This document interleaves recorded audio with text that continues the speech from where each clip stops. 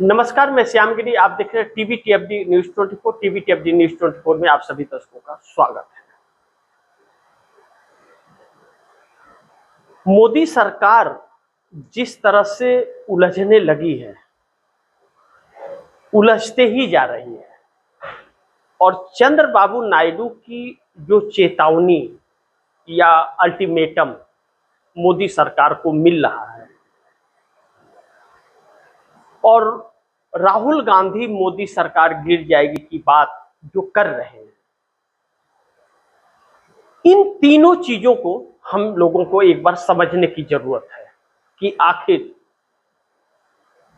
मोदी उलझ कैसे रहे। पहले इसे समझते हैं कि मोदी उलझते ही जा रहे हैं उलझनों में। मोदी सरकार जिस तरह से विपक्ष को नजरअंदाज कर रही है, ऐसी कभी भी ऐसा नहीं हुआ कि सत्ता पक्ष विपक्ष को नजरअंदाज करता हो।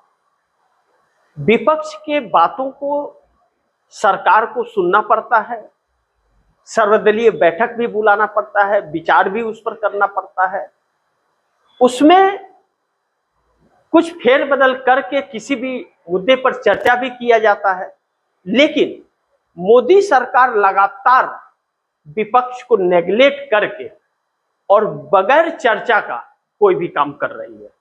जब बगैर चर्चा का काम कर रही है तो फिर विपक्ष उन मुद्दों को लेकर के सड़क पर जाता है, लोगों के, आम जनता के बीच जाता है। तो आम जनता के अंदर विपक्ष के उन बातों का गहरा असर पड़ता है जो सरकार के खिलाफ जाता है। तो फिर मोदी जब उस जनता के बीच जाएंगे तो फिर विरोधाभास होता है विपक्ष और सरकार के बीच।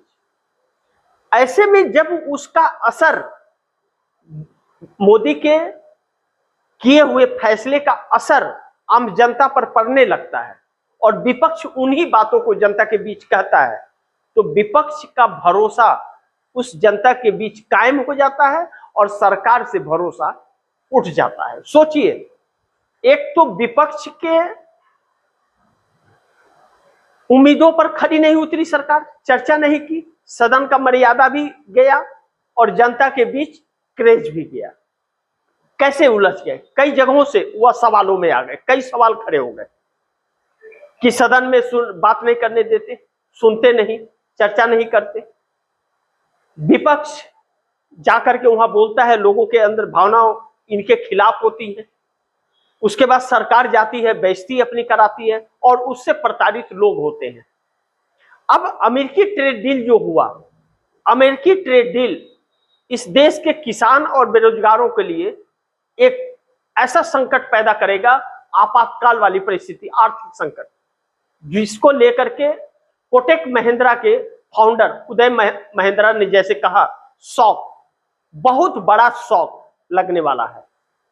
यही बयान तो था 2 लफ्ज का उनका कि शॉक लगेगा देश को, बहुत बड़ा शॉक लगेगा।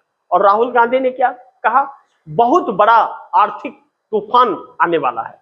और क्या हुआ, कुछ ही दिनों में, मात्र 10 दिनों के अंदर, 15 तारीख की यह बात है, और 25 तारीख तक 8 रुपये 6 पैसा प्रति लीटर पेट्रोल बढ़ गया। इसको बढ़ने से आम लोगों पर यह इसका प्रभाव पड़ रहा है और आम लोग इससे आहत हो रहे हैं, संकट में आ रहे हैं। ऐसे में मोदी सरकार के खिलाफ हो रही है जनता। अब दूसरा महत्वपूर्ण बिंदु, चंद्रबाबू नायडू के चेतावनियों में बहुत कुछ जो छिपा हुआ है। ध्यान रखिएगा, जनता नाराज हो गई। क्यों? क्योंकि इनके जो किए हुए फैसले हैं वह जनता पर महंगाई की मार डाल दी। जैसे कहते हैं ना, महंगाई डायन खा जाता है, तो महंगाई डायन तो खाते जाता है, महंगाई किचन से लेके बेडरूम तक खाए जाता है।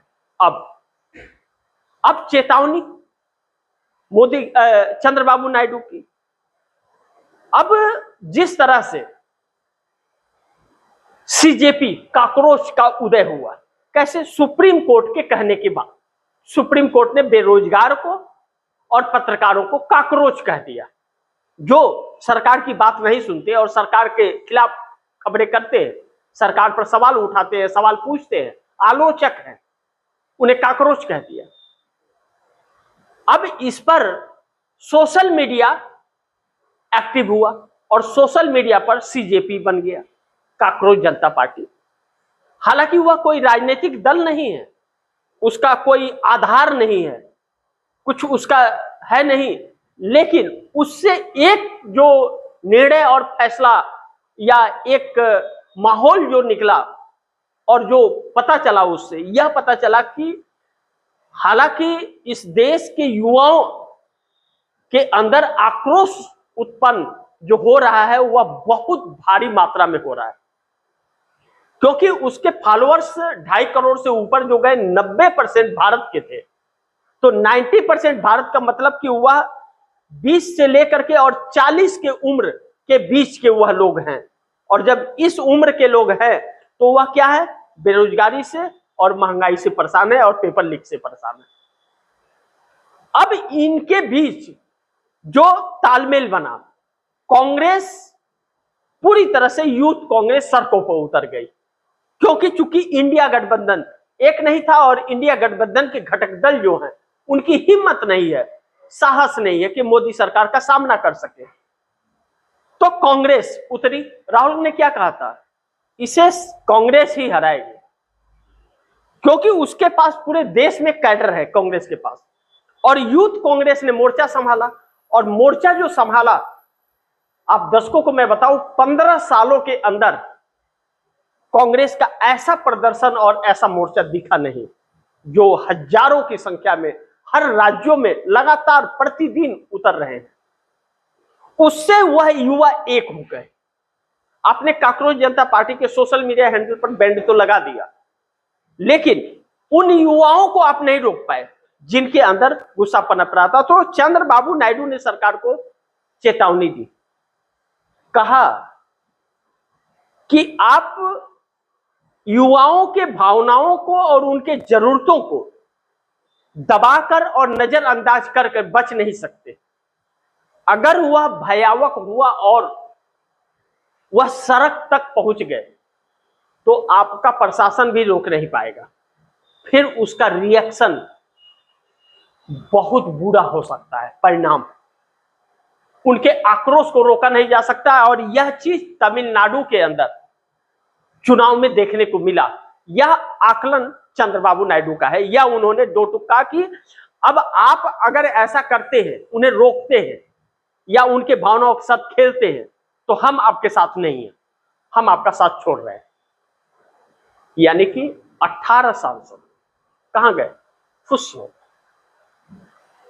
अब कांग्रेस ने 11 दिनों का, यूथ कांग्रेस ने अल्टीमेटम दिया है नरेंद्र मोदी को कि 11 दिनों में इस्तीफा दे दीजिए धर्मेंद्र प्रधान का, अन्यथा हम दिल्ली घेराव करेंगे।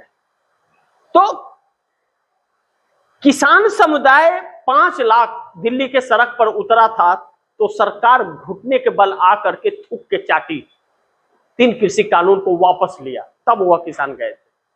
और यह सरकार के खिलाफ अगर लाखों की संख्या में युवा उतर गए तो नरेंद्र मोदी सरकार की क्या हाल होगी, आप खुद सोच सकते हैं।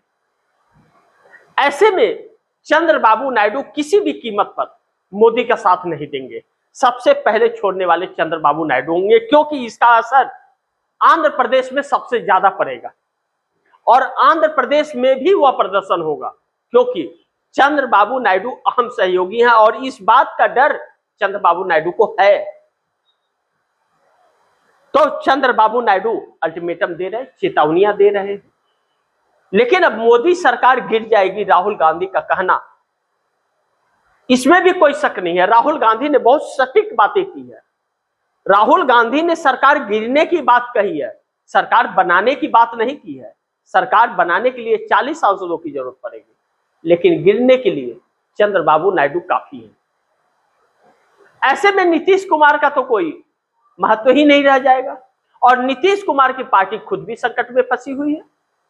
आपस में टकराव, घमासान, 2 टुकड़े होने के कागार पर पार्टी, और एक तरफ पार्टी पर कब्जा करने की बड़ी बड़ी साजिश है। जिसके साथ में 20 साल 6 महीने रहे उसने तो कीड़े की तरह निकाल करके फेंक दिया, मक्खी की तरह। अब नीतीश कुमार अपने बेटे को कमान बड़ी सौंपने के फिराक में है। नीतीश जानते हैं कि 2030 के बाद वह बिल्कुल सक्रिय नहीं रह पाएंगे और सीएम की कुर्सी से हट चुके हैं, दुर्जन दर्जे के हो गए। वह भारतीय जनता पार्टी छोटे भाई के रूप में यहाँ आ गए नीतीश कुमार, और इसी बात का मलाल नीतीश कुमार के पार्टी के अंदर आनंद मोहन सिंह जैसे लोगों के अंदर है। अब नीतीश से भी बिगड़ रही है और सम्राट चौधरी की लगातार कुर्सी संकट में पड़ती जा रही है। ऐसे में नीतीश कुमार कब तक साथ रहेंगे इसकी भी गारंटी नहीं है। अब राहुल गांधी की सारी बातें सच होती हुई नजर आ रही है, लेकिन ममता बनर्जी भी अब सक्रिय। ममता बनर्जी का बयान आया है कि जून के पहले सप्ताह में इंडिया गठबंधन की बैठक होगी और सभी 234 सांसदों से मुलाकात और चर्चा होगी नई रणनीति पर। यानी कि इंडिया गठबंधन तेजी से काम कर रहा है अंदर अंदर, लेकिन जब वही इंडिया गठबंधन सामना नहीं कर पा रहा था मोदी का, तो कांग्रेस सड़कों पर उतर करके खड़ी हो गई और अब वही इंडिया गठबंधन के घटक दल कांग्रेस के साथ आने के लिए मजबूर हो रहे हैं। ममता बनर्जी के साथ छल हुआ है बंगाल के अंदर, इस बात से इनकार नहीं किया जा सकता। ममता बनर्जी ने एक सीट पर दोबारा काउंटिंग की इजाजत मांगी है और उस सीट पर 300 वोटों का फर्क है, जबकि वहां पर सभी टीएमसी के कार्यकर्ताओं को 100 सीटों पर हटा करके बाहर कर दिया गया था और हारी हुई बाजी जीत ली गई थी। अब सुप्रीम कोर्ट में अगर एक सीट पर काउंटिंग रिकाउंटिंग हो जाती है कोर्ट के निगरानी में, तो बाकी के 293 सीटों पर रिकाउंटिंग करानी पड़ेगी, जो चुनाव आयोग के लिए भी संकट बन जाएगा। फिर बंगाल का दांव उल्टा पड़ जाएगा।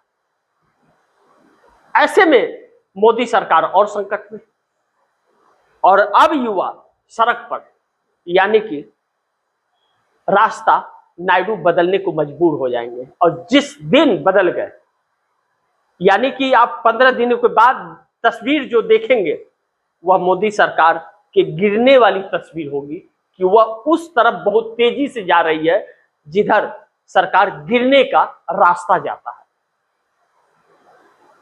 अब देखते हैं कि राहुल गांधी के बातों में कितना दम है, चंद्रबाबू नायडू के चेतावनियों में कितना दम है, नीतीश कुमार के पार्टी के घमासान का परिणाम क्या होता है, और नरेंद्र मोदी की सरकार क्या बच पाती है या संकट इतना गहरा जाएगा कि इस्तीफा देना पड़ेगा। वक्त बताएगा। बाकी आप दर्शकों की क्या राय है, क्या सुझाव है, कमेंट बॉक्स में जरूर दीजिएगा। इस खबर को ज्यादा से ज्यादा शेयर कीजिए, अपने दोस्तों को भी कहिए आगे शेयर करें, और आपने टीवी न्यूज़ 24 को सब्सक्राइब नहीं किया, सब्सक्राइब कर लीजिए, अपने दोस्तों को भी कहिएगा सब्सक्राइब करें। मिलते हैं अगली खबर के साथ, तब तक के लिए नमस्कार।